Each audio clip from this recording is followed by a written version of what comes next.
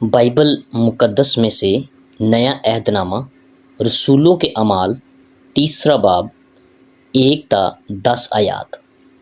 پطرس اور یوحنا دعا کے وقت یعنی تیسرے پہر ہیکل کو جا رہے تھے اور لوگ ایک جنم کے لنگڑے کو لا رہے تھے جس کو ہر روز ہیکل کے اس دروازہ پر بٹھا دیتے تھے جو خوبصورت کہلاتا ہے، تاکہ ہیکل میں جانے والوں سے بھیک مانگے۔ جب اس نے پطرس اور یوحنا کو ہیکل میں جاتے دیکھا تو ان سے بھیک مانگی۔ پطرس اور یوحنا نے اس پر غور سے نظر کی اور پطرس نے کہا، ہماری طرف دیکھ۔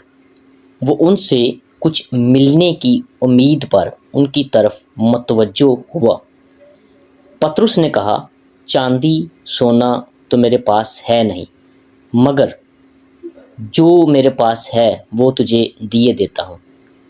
یسوع مسیح ناصری کے نام سے چل پھر۔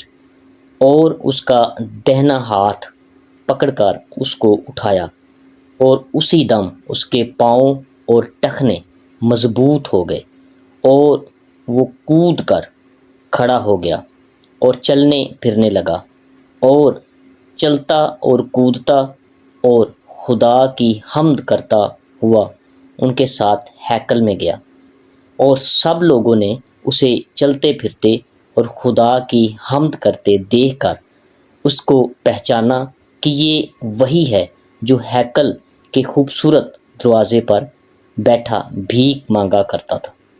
اور اس ماجرے سے جو اس پر واقع ہوا تھا بہت دنگ اور حیران ہوئے۔ آمین۔